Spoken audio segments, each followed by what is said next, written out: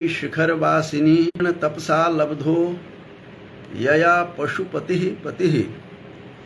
आज मैं ऐसे अद्भुत, विलक्षण और अद्वितीय विद्वान की चर्चा के लिए आया हूँ, जो भौतिक शरीर से यद्यपि इस संसार में अब नहीं हैं, लेकिन सूक्ष्म रूप से वो निश्चित रूप से भारत की इस धरा पर अवश्य विद्यमान हैं। इसको दृष्टिगत करते हुए मैं आज भारत के अद्भुत, विलक्षण और अद्वितीय विद्वान डॉक्टर रमाकांत शुक्ल जी के विषय में उनका कुछ परिचय लेकर उपस्थित हूँ। यद्यपि वो परिचय के मुहताज नहीं हैं। पद्मश्री रमाकांत शुक्ल जी का व्यक्तित्व, चाहे वह शारीरिक व्यक्तित्व हो या वेशभूषा से हो या फिर उनके वैदुष्य की शोभा हो, वो निश्चित रूप से एक विलक्षण विद्वान के रूप में भारतवर्ष में, इस भारत की धरा पर आए। और ऐसे अनुपम विद्वान पद्मश्री डॉक्टर रमाकांत शुक्ल जी का जन्म पंडित ब्रह्मानंद शुक्ल जी और माता श्रीमती प्रियंवदा शुक्ल के घर एक बालक का जन्म होता है। जन्म के समय किसी को पता नहीं चलता कि कौन विद्वान किस रूप में इस भारत के इस वसुधा पर, इस पृथ्वी पर, इस धराधाम पर क्या क्या करेंगे, कौन कौन से काम करके जाएंगे। लेकिन बालक का की जो विलक्षणता है वह बाल काल से ही दृष्टिगत होने लगती है। तो ऐसे पद्मश्री डॉक्टर रमाकांत शुक्ल जी का नाम लेकर अपने जिह्वा को पवित्र कर रहा हूँ, जिनके साथ बड़ा पुराना संबंध हमारा रहा है। तो ऐसे पद्मश्री डॉक्टर रमाकांत शुक्ल जी का जन्म पंडित श्री ब्रह्मानंद शुक्ल जी और श्रीमती प्रियंवदा शुक्ल जी के घर इस बालक का जन्म खुर्जा में होता है, उत्तर प्रदेश में। और वहीं से इनकी प्रतिभा उभरने लगती है। इनके पिता श्री पंडित ब्रह्मानंद जी इनके आचार्य भी थे और पिता भी थे। तो गुरु और इनके पिता दोनों के रूप में इनके थे। और ज्ञानार्जन अपने पिताजी के श्री चरणों में बैठकर इन्होंने लिया। यद्यपि इनके जितने भी भाई हैं सभी के सभी अद्वितीय विद्वान हैं, चाहे उमाकांत शुक्ल जी जो अब नहीं हैं वो हों, चाहे विष्णुकांत शुक्ल जी हों, तो ये सारे के सारे सभी भाई अद्वितीय और विलक्षण प्रतिभा के थे। और इनमें कुछ और प्रतिभा थी। जब ये गाते थे तो संपूर्ण सभा को ये अनुरंजित कर देते थे, आह्लादित कर देते थे। और भांति में भारतम जो इनकी कविता है उसे सुनने के लिए लोग ललायित रहते थे। ऐसे उस बालक का जब जन्म हुआ, उसके बाद जब 11 साल के रहे होंगे, तब श्री राधा कृष्ण संस्कृत कॉलेज जो खुर्जा में है, वहाँ उसमें इनका एडमिशन करवाया गया। संस्कृत की प्रवेशिका कक्षा में इनका प्रवेश हुआ। और 1955 में पूर्व मध्यमा अंग्रेजी सहित इन्होंने पूर्ण की, जो मैट्रिक के समकक्ष माना जाता था। उस समय कोई नई कुछ योजना थी, जो इस कक्षा को उत्तीर्ण कर लेगा वह मैट्रिक के समकक्ष हो जाएगा। तो इसमें पूर्व मध्यमा अंग्रेजी सहित जो परीक्षा थी वो मैट्रिक के समकक्ष में उत्तीर्ण करने के बाद 1957 में ये इंटरमीडिएट में आईए में इनका नामांकन होता है। फिर 1959 में बीए आगरा यूनिवर्सिटी से इन्होंने बीए की, इन्हें डिग्री से विभूषित किया गया। और 1961 में हिंदी एमए में स्वर्ण पदक लेकर आगरा विश्वविद्यालय के गौरव को बढ़ाया, अपने माता पिता के गौरव को बढ़ाया, स्वयं को भी गौरवान्वित किया। तो इस प्रकार से पद्मश्री शुक्ल जी का विलक्षण प्रतिभा रही है। और 1962 में इन्होंने साहित्याचार्य की भी परीक्षा उत्तीर्ण की और 1964 में शिक्षक परीक्षार्थी के रूप में इन्होंने एमए में एडमिशन लिया और प्रथम श्रेणी से उत्तीर्ण हुए। तो ये एमए संस्कृत और एमए हिंदी, इन्होंने हिंदी में पहले ही परीक्षा पास कर ली और 1962 में मोदी नगर में इनकी नियुक्ति होती है। फिर इनकी, यद्यपि ये संस्कृत के उद्भट विद्वान थे, लेकिन इनकी जो आजीविका, इनका जो जीवन चला, ये हिंदी की सेवा में लगे रहे और 12 वर्षों तक पारंपरिक शिक्षा जो होती है उसकी शिक्षा गुरुओं के श्री चरणों में बैठ करके इन्होंने अपनी शिक्षा प्राप्त की, जिसका परिणाम यह हुआ कि उन्हें राष्ट्रपति पुरस्कार तो मिला ही, सम्मान 2009 में राष्ट्रपति सम्मान से सम्मानित होते हैं और फिर पद्मश्री से सुशोभित होते हैं। 1 अगस्त 1967 में 1 अगस्त को दिल्ली विश्वविद्यालय के जो राजधानी कॉलेज, जो कॉलेज DU के बड़े ही प्रेस्टिजियस कॉलेज है, उस राजधानी कॉलेज में हिंदी प्राध्यापक के रूप में रहे। लंबे अरसों तक इन्होंने वहाँ पर रहे और रीडर भी रहे, बने। जो एसोसिएट प्रोफेसर के उस समय रीडर होता था। 38 वर्षों तक अध्यापन के बाद ये सेवानिवृत्त होते हैं। और जो सबसे बड़ी बात है कि भाति में भारतम गा करके जब लोगों को मोहित कर लेते थे, उनकी सरस्वती ने उनके कोकिल कंठ भी उनको प्रदान किया था परमात्मा ने। और इस प्रकार से वो कई देशों में जाते रहे, जिसमें मॉरिशस, इंग्लैंड, अमेरिका और इटली आदि देशों में भाति में भारतम की गूंज से सबको अपनी भारतीय संस्कृति को, भारत क्या है हमारा, भाति में भारतम मेरा भारत, भाति माने चमक रहा है, उद्भासित हो रहा है। इसमें 108 पद्यों में गुम्फित यह जो इनका काव्य है वह निश्चित रूप से विलक्षण और अद्वितीय है। जो रचना, इनकी रचना सुंदर थी या इनका स्वर सुंदर था, इनकी वाणी सुंदर थी, यह कहना बड़ा मुश्किल है। दोनों को समतुल्य बना करके रखते थे। और आकाशवाणी, दूरदर्शन से 1963 से ही ये जुड़े रहे, आकाशवाणी और दूरदर्शन से। एक समय ऐसा भी था 1990 के दशक में एक ही दूरदर्शन तब जब होता था, तो उसमें जब खोलते ही प्रातःकाल भाति में भारतम इनके कलकंठ से, कोकिल स्वर से ये गाते हुए सुनते थे। कई बार मुझे भी एकदम से सुबह सो रहा था तो उठा, इन्हीं के स्वर से उठा तो देखा कि ये तो भ्राताश्री आचार्य पद्मश्री शुक्ल जी की आवाज़ है। तो इस प्रकार से इन्होंने आगरा विश्वविद्यालय से सारी डबल MA संस्कृत से और हिंदी से इन्होंने करने के बाद PhD भी आगरा विश्वविद्यालय से ही इन्होंने अपना, आगरा विश्वविद्यालय से डॉक्टरेट की डिग्री से ये विभूषित होते हैं। 38 वर्षों तक अध्यापन में रहते हैं और लगातार इनका जो है भारतवर्ष में घूम करके, कोई भी भारतवर्ष में ऐसा राज्य नहीं जहाँ पर ये नहीं गए हों और जहाँ पर इनको निमंत्रण नहीं मिला हो, यह कहना सर्वथा असंभव है। तो इस प्रकार से इनका जो अपूर्व, इनकी जो आवाज़ की, जो गाने की जो शैली थी इनकी, वह अद्वितीय थी, विलक्षण थी। And he was no doubt, he was singular and unique person of India, जो कलकंठ में गाकर लोगों को अनुरंजित करते थे। और कोई ऐसा समारोह संस्कृत का नहीं होता था जो इनके बिना संपन्न हो जाए, यह बड़ा मुश्किल था।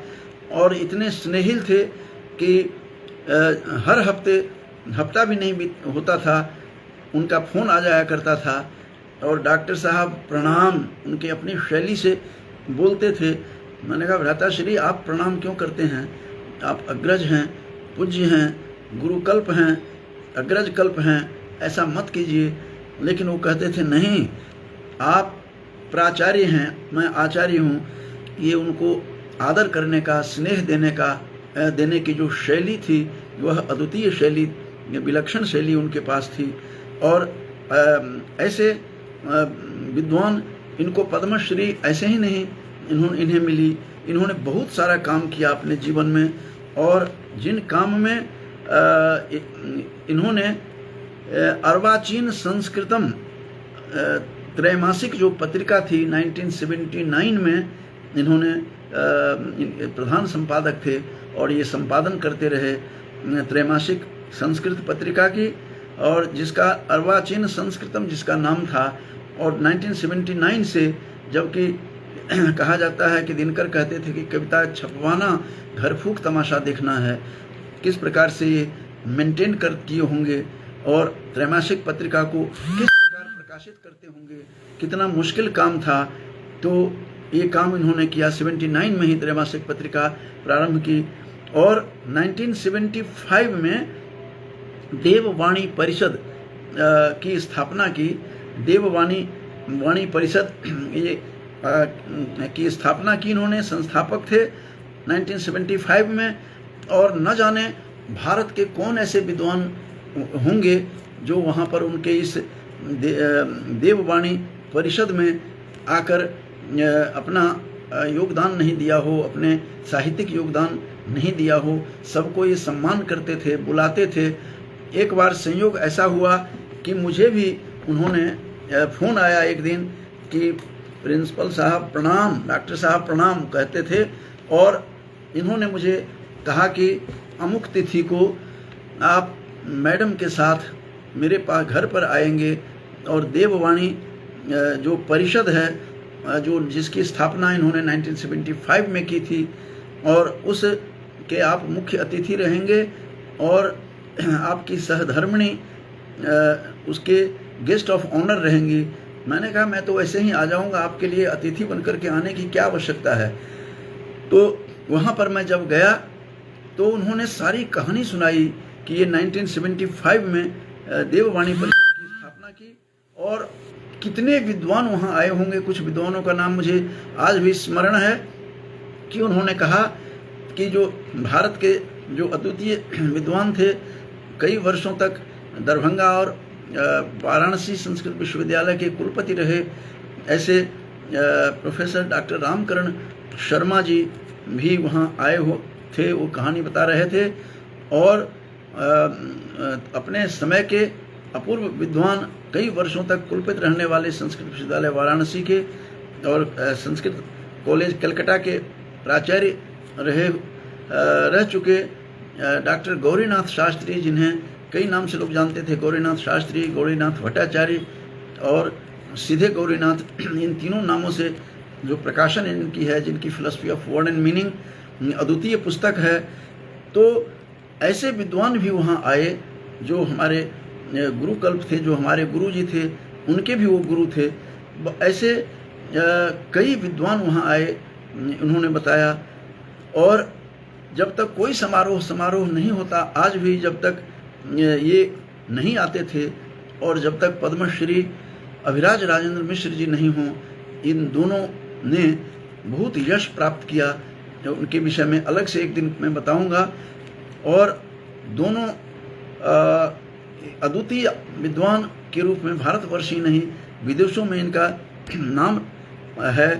और ऐसे महाकवि, ऐसे कवि आज कल मैं पुस्तकों को मैं देख रहा था अपने घर की लाइब्रेरी को, पुस्तकालय को, तो इनमें इनके द्वारा रचित जो पुस्तक हैं, एक तो वो पुस्तक मेरे हाथ लगी, राजधानी रचना करके जो संस्कृत काव्य संग्रह है, जिसके देववाणी परिषद दिल्ली से ही इनकी छपी हुई है और अद्वितीय इनकी पुस्तक है। उस देववाणी परिषद से न जाने कितने पुस्तकों का इन्होंने प्रणयन किया और कई लोगों के पुस्तकों की समीक्षा करते थे, जिसमें रक्ष में विनयम जब मेरा प्रकाशन में आया, जब पुस्तक आई, और गुजरात के जो राज्यपाल अभी भी हैं वही आए थे, और मेरी पुस्तक का जब उन्होंने विमोचन किया, रक्ष में विनयम काव्य संग्रह संस्कृत के, तो इनको मैंने बताया, तो इन्होंने मुझे इनको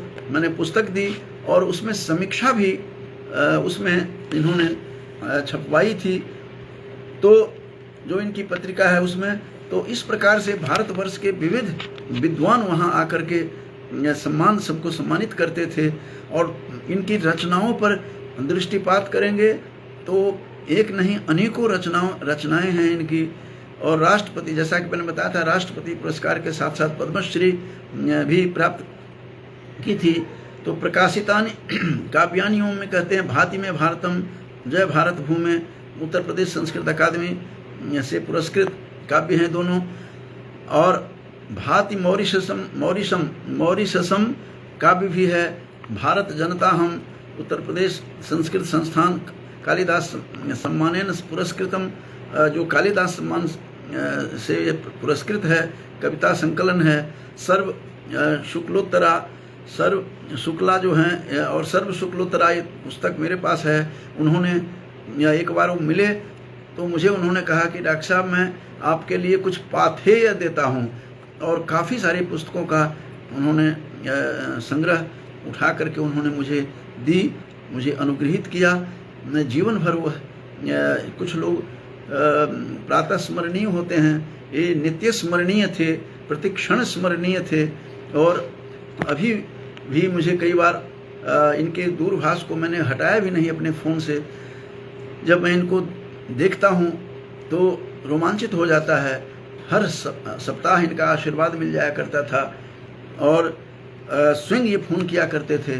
कई बार कहते थे आप मेरे लिए कल्पद्रुम हैं, तो मैं समझ नहीं पाता था। तब ध्यान आया कि हमारे मित्र मंडली के द्वारा और अपने अग्रजों के द्वारा इनकी पुस्तकें काफ़ी वहाँ से जो प्रकाशित हुई तो हमने वितरित करवा दी। इसलिए कई बार कहा करते थे कि आप कल्पद्रुम हैं, तो मुझे समझ नहीं आती थी बात, ऐसा सम्मान वो क्यों देते हैं। वो सब कोई विद्यार्थी क्यों नहीं हो, उन्हें भी ये डॉक्टर साहब कह करके संबोधित करते थे। कई बच्चे कहते थे कि मैं तो अभी एमए में हूँ, अरे एमए में है तो आज नहीं कल तो करेंगे ही। तो इस प्रकार से सबको सम्मान देने वाले ऐसे अद्वितीय विद्वान जो ऑल इंडिया ओरिएंटल कॉन्फ्रेंस के ये वाइस प्रेसिडेंट भी रहे, और कई विद्वानों को इन्होंने वहाँ पर बुलाया। एक बार मुझे भी बुलाया था, और संस्कृत जो साहित्य सम्मान से संस्कृत में पुरस्कृत हैं, वैशाली उपन्यास के रचयिता डॉक्टर गौतम जी, तो उनके साथ भी एक बार मैं गया था, डॉक्टर महेश गौतम जी के साथ। और वहाँ जो हमारे अनुज कल्प और भारत के प्रसिद्ध विद्वान जो बरखेड़ी जी हैं, अभी संस्कृत जो विश्वविद्यालय है भारत सरकार का दिल्ली में, सेंट्रल यूनिवर्सिटी, उसके जो कुलपति हैं वो भी आए हुए थे, और हम लोग इकट्ठे थे। तो वहाँ पर विद्वानों का समागम करवाते थे वो। और इनका सबका श्रेय यदि कहें तो इनके श्रीमती शुक्ला जी का है, आदरणीय भाभी श्री का है, जो मातृकल्पा हैं। ऐसे उनका बहुत बड़ा सहयोग था, जिसके कारण से ये विश्व में विख्यात हुए। भारत ही नहीं, भारत के विदेशों में भी जो भारतीय मूल के रहते हैं उन्हें हमेशा बुलाया करते थे, सम्मानित करते थे। बहुत सारी किताबें इन्होंने संपादित की, एक नहीं है, कई पुस्तक हैं इनके। एक बताऊं, पुनश्चरण कमलम, नाट्य सप्तकम, और संपादित पुस्तकों में संस्कृत सुधा, संस्कृत गद्य गुच्छ, अर्वाचीन संस्कृत महाकाव्य विमर्श जो खंडत्रय है में विभाजित है, और अर्वाचीन संस्कृत साहित्य परिचय ये खंडद्वय में है, और अर्वाचीन संस्कृत संग्रह जो खंडत्रय में है, अर्वाचीन संस्कृतम त्रैमासिक ये पत्र जो हैं, जैसा कि मैंने बताया था कि 1979 में ही स्टार्टेड दिस जर्नल, त्रैमासिक पत्रिका है। और इसके बाद अनेक पुस्तकें हैं, काव्य पाठ, जैसा कि मैंने बताया था, मॉरिशस, अमेरिका, इटली, यूके, ऐसे कई विभिन्न देशों में इन्होंने किया। और दूरदर्शन पर तो 1963 से दूरदर्शन और आकाशवाणी के साथ ये जुड़े रहते थे। कोई ऐसा संस्कृत समारोह नहीं है होता था भारत में जो इनकी उपस्थिति वहाँ नहीं हो। तो इस तरह से विशेष रूप से मैं जब प्रिंसिपल रहा लगभग 2 दशकों तक, तो डीएवी कॉलेज जो हमारा पीजी कॉलेज पेहवा है कुरुक्षेत्र में, वहाँ अनेकों बार आए और वो कहते थे कि ये आपका जो परिसर में जब आता हूँ तो लगता है यह अपना है।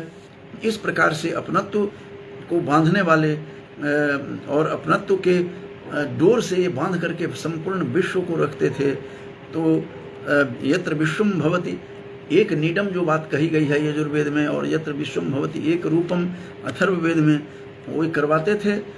और इतने, और 1900, जैसा कि मैंने बताया था कि इनका जन्म जो हुआ 24/12/1940 में खुर्जा में इनका जन्म हुआ था। पंडित श्री ब्रह्मानंद शुक्ल जी और श्रीमती प्रेमवदा शुक्ल जी के घर इनका जन्म हुआ। और नाम भी इनका देखिए, माता श्री का नाम उस जमाने में भी कितना सुंदर, प्रेमवदा उनका नाम था। प्रेमवदती थी प्रेमवदा, तो ऐसी माँ के पुत्र रहे हैं, तो स्वाभाविक था कि मधुर वाणी इनकी थी। कलकंठ से जब वो गाते थे तो सभा को सुशोभित कर देते थे, झुमा देते थे। ऐसे झूमने के लिए मजबूर हो जाते थे, चाहे कोई संस्कृत समझें या नहीं समझें, भाव समझते थे। तो इस प्रकार से पद्मश्री डॉक्टर रमाकांत शुक्ल जी के विषय में आज मन किया कि बोला जाए। और काफ़ी सारी रचनाएं थी, इनको सब कुछ सम्मान मिला।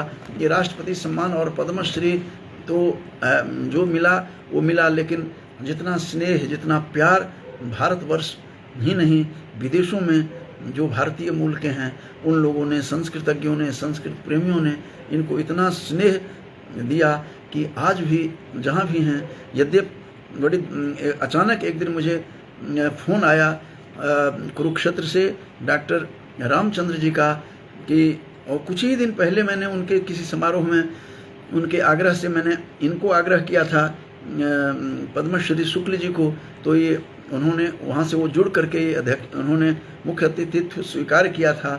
तो वो परिचित थे। अचानक एक दिन फ़ोन आया रामचंद्र जी का, कुरुक्षेत्र से डॉक्टर रामचंद्र जी का, जो एसोसिएट प्रोफेसर हैं। तो उन्होंने मुझे कहा कि डॉक्टर साहब ऐसा ऐसा हो गया है। तो मैं अवाक रह गया, वाणी अवरुद्ध हो गई और आँखें जड़ हो गई आंसुओं से। मैं न तो सुन पाया ठीक से, न देख पा रहा था। इस तरह की स्थिति उन्होंने की। और वैसे सहज रूप से जाते तो कोई बात नहीं, इनका रास्ते में कहीं किसी के आग्रह पर, किसी छात्र के आग्रह पर एक शादी के समारोह में, विवाह समारोह में ये देवघर जा रहे थे और रास्ते में ही ट्रेन में इनका निधन हो गया। और काल कबलित कर लिया, काल किसी को नहीं छोड़ता। और वो वहीं पर राजमार्ग में ही ये चले गए और एक कह कर चले थे कि देवघर जा रहा हूँ। तो हम तो यही समझेंगे कि वो देवत्व में लीन हो गए, देवघर में जो रावणेश्वर है, वैद्यनाथ हैं, उनमें ही लीन हो गए। ऐसी मेरी अनुभूति है कि इस प्रकार से ऐसा हुआ होगा। तो ऐसे पद्मश्री जो देववाणी परिषद, जिसकी स्थापना 1975 में करके इन्होंने भारतवर्ष के न जाने कितने विद्वानों को वहाँ पर बुला करके सम्मानित किया, जिसमें मेरे जैसा अकिंचन को भी, मेरे जैसे को भी बुला करके उन्होंने स्नेह दिया, सपत्नीक बुलाया उन्होंने। आज भी स्मरण हो उठती है सारी बातें। तो इस प्रकार से आदरणीय पद्मश्री शुक्ल जी का मैं कितना गुणगान करूं, मैं किस रूप में करूं। उनका मैंने कई रूप देखा है और स्नेह से तो अभिभूत कर देते थे, इतने स्नेहिल थे। और एक बार मैंने हमारे गांव की एक जो हम लोगों ने, गांव के यूथ ने जो बनाया हुआ है, जो संस्था बनी हुई है, और अपन गांव अपन लोक के मैंने एक दिन उनको कहा कि आप विद्वानों का यहाँ पर हमारे अपन गांव अपन लोक में संबोधित कर दीजिए, और विद्वानों का ये सम्मानित करते हैं, हम आपका भी करेंगे। उससे कहने के बाद कुछ ही दिनों के बाद अचानक वो चले जाते हैं। तो इस प्रकार से पद्मश्री डॉक्टर रमाकांत शुक्ल जी को मैंने आग्रह किया कि आप भ्राताश्री, मेरे गांव का की एक संस्था है अपन गांव अपन लोग, उसमें सभी युवा जुड़े हुए हैं। इसकी स्थापना मुंबई में बैठे हुए इसकी परिकल्पना कभी की थी हमारे अनुज कल्प जो शिवचंद्र मिश्र हैं। तो वो संस्था हमारी ऐसी है कि दुख सुख को बांटा जाता है गांव में, कौन बच्चे क्या कर रहे हैं। कल ही मैंने एक बच्चे के लिए दिया था कि IIT MSc में मैथ में एडमिशन हुआ है, उस बालक का प्रिंस झा का। तो ये भी बात उसमें आती रहती है। ऐसी संस्था जो समाज से जुड़ी हुई संस्था है, समाज के उत्थान के लिए हैं। जब मैंने उनसे आग्रह किया तो मुझे उन्होंने कहा कि मैं अवश्य मैं बोल करके दूंगा, लेकिन उस समय वे नवरात्र का समय था और वो पाठ कर रहे थे नित्य। तो पाठ तो कहा कि मैं आज कल मैं ऑडियो वीडियो वाला तो नहीं दे करके ऑडियो में बोल करके मैं आपको दूंगा। तो क्योंकि अभी हमारी दाढ़ी वगैरह बढ़ी हुई है, नित्य पाठ करने के कारण कुछ संकल्पित हैं। इस प्रकार से उन्होंने बोल करके गांव के लोगों को शुभकामनाएं दी, हम लोगों को आशीर्वाद दिया। आज भी स्मरणीय है वो, आज भी वो उनका संदेश मेरे पास पड़ा हुआ है। तो इस तरह के सरल हृदय वाले पद्मश्री डॉक्टर रमाकांत शुक्ल जी हैं, और उनके वेशभूषा स्वरूप, परमात्मा ने इनका स्वरूप इतना बढ़िया दिया था कि जैसे ये गाते थे वैसे ये सुंदर थे, और जो भी कुछ पहनते थे वो सुशोभित होते रहते थे। तो ऐसे जो संपूर्ण संस्कृत परिवार का, संपूर्ण विश्व के संस्कृत परिवार के वो आनंद देने वाले थे और सबको आह्लादित करते थे। और अपने कलकंठ से गीत गाकर, उनके काफ़ी गीत संग्रह है मेरे पास, इतना समय नहीं, ज़्यादा समय लेगा ये। लेकिन इन्होंने भारतवर्ष में बता रहा हूँ, कोई ऐसा मंच नहीं जहाँ पर ये गए नहीं हों, कोई ऐसा मंच नहीं जहाँ पर ये सुशोभित नहीं किए हों। भारतवर्ष में घूम घूम करके, इसीलिए पूछना पड़ता था, मैं पहले ही पूछ लेता था ये कहाँ हैं, तो इनको आमंत्रित करता था तो ये ना नहीं करते थे, कहते थे अवश्य मैं डॉक्टर साहब मैं अवश्य आऊँगा, प्राचार्य का आदेश हो गया है। तो इस प्रकार से स्नेह देने वाले 1940 में जन्मे, खुर्जा के उत्तर प्रदेश खुर्जा में जन्मे डॉक्टर शुक्ल जी ने संस्कृत जगत को कितना गौरवान्वित किया। और संस्कृत और हिंदी में उन्होंने MA की। तो कई लोगों को आश्चर्य होता है कि ये हिंदी के रीडर के पद से सेवानिवृत्त हुए राजधानी कॉलेज से, और राजधानी कविता के नाम से, राजधानी रचना के नाम से इन्होंने लिखा है। इन्होंने भूमिका में लिखी हुई है कि राजधानी से अभिप्राय है कि राजधानी, भारत की राजधानी दिल्ली में रह कर के जो लिखी रचनाएं हैं, या राजधानी कॉलेज में मैं रहा हूँ, कार्यरत रहा हूँ, इस कारण से राजधानी रचना नाम दी उन्होंने, जिसमें इनके 108 जो भांति में भारतम जो कलकंठ से जो सुनाते थे, संपूर्ण भारत का वर्णन है उसमें 108 पद्यों में। संपूर्ण भारत के त्योहारों का, संपूर्ण भारत के जो यत् किमपि वैचित्र्यम विद्यते, जो कुछ वैशिष्ट्यम विद्यते, सबको उन्होंने समेट करके 108 पद्यों में उन्होंने भारत की महिमा, भूरी भूरी महिमा गाई है उन्होंने। ऐसे भारत की महिमा गाने वाले, ऐसे सक्रिय पुरुष जो कभी अस्वस्थ होकर के नहीं गए संसार से। अचानक ये रेल यात्रा में जाते समय, किसी समारोह में जाने से पहले ही ये यहाँ से चले जाते हैं, फिर हड़कंप मचता है। तो बहुत ही दुखदाई, दुख भरा समाचार था, प्राप्त करके बड़ा दुख हुआ। तो ऐसे विलक्षण पुरुष जो जैसा कि मैंने बताया था कि 1963 से ये दूरदर्शन और साथ साथ आकाशवाणी से जुड़े रहे, जब तक रहे तब तक उससे जुड़े रहे। तो ऐसे महापुरुष को जो कभी कभी इस धरा पर आते हैं, विद्वान पिता के पुत्र थे। इनके पिताश्री भी पंडित जो ब्रह्मानंद जी थे, वही खुर्जा जो संस्कृत विद्यालय के वहाँ पर श्री राधा कृष्ण संस्कृत विद्यालय में वहीं थे। उनके शिष्य भी रहे, उनके पुत्र भी रहे हैं। तो उन्होंने बहुत कुछ हासिल किया।